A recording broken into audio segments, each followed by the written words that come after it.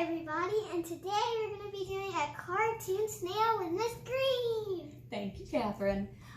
We are going to work on a snail today. Catherine and I were in the backyard the other day and we saw this really cool snail, and it got me thinking about learning how to draw a snail. And we named it Turbo.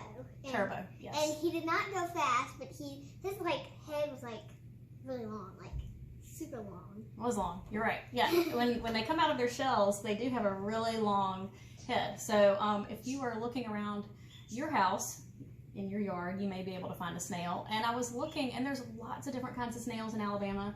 We live on the Gulf Coast, so there are some snails that live in the water and some snails that live on the land. They do? They live in the water? Yeah.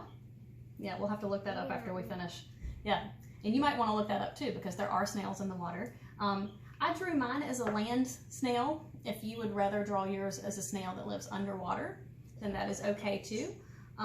This example I did with my paper up and down, vertical. I did another example with my paper horizontal, side to side. So you can choose which way you would rather have it. I'm kind of doing this from a snail's perspective because snails are so teeny tiny. They live on the ground, so I'm trying to make sure that I have room above my snail for things like flowers in a background, because if you were way down on the ground looking up like you were a snail, you would see things like flowers and even blades of grass that were taller than you. So that was kind of my idea on putting the snail down here. But wherever you would like your snail and whatever kind of environment you want your snail to live in, that is okay with me. All right, let's get started drawing. I'm going to use a marker so that you can see it a little bit better. Catherine's going to use her pencil. You might want to draw with your pencil if you have one, just so that if you make a mistake, you can erase. All right, so I'm going to put my snail kind of in this bottom right-hand corner because I want to leave some room for some big flowers, or if you want to do some other plants next to your snail or something else, or if you wanted to leave room for a second snail, you could do that too. So I'm going to do mine about here. I want to leave a little bit of room for his little snail tail. I'm going to start with where the snail shell opens. So wherever you think that shell is going to open, we're going to start there, and we're going to make a spiral. And a spiral is just one of those line shapes. So we start on the outside of the shell, wherever you want the head to come out, and you sort of work in a circular shape. Doesn't have to be perfect. Is it okay if my snail, tail is tiny? Because yeah, and I don't have a lot of room. Sometimes you really can't see the tails at all. So if you forget to leave room, or if you choose not to leave room, you don't have a spot for your tail, that's okay too. I just have a little. That's okay. Either way is fine. Okay. It's fine, Catherine. All right.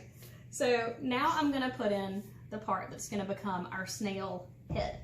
Now, when they come out of their shells, they really are kind of long. This whole part is very long. So I'm going to start right here because I want it to run right up against where I ended my shell.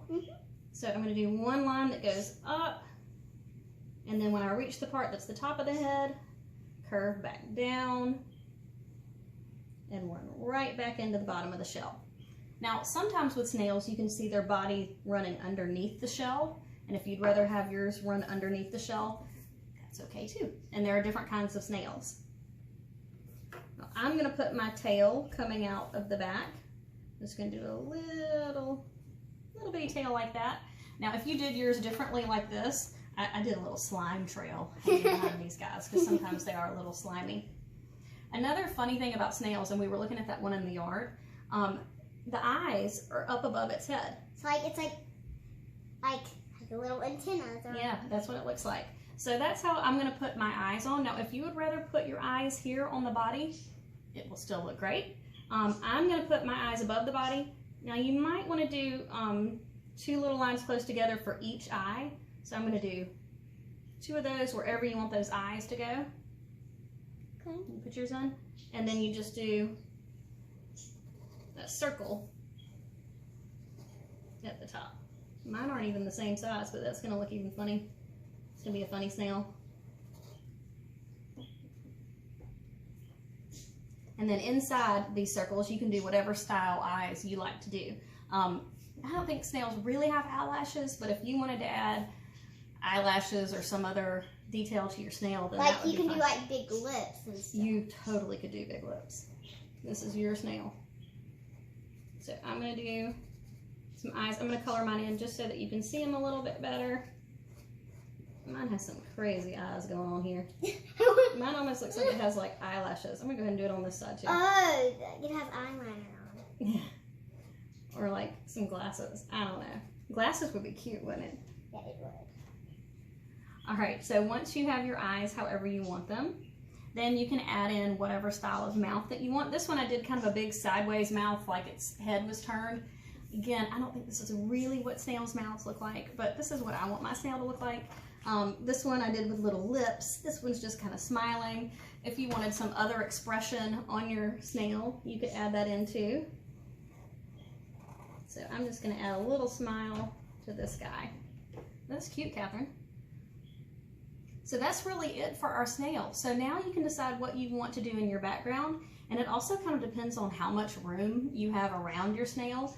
You may decide that you want to leave your snail alone just like this, and maybe just do some random patterns in the background. That would be fine.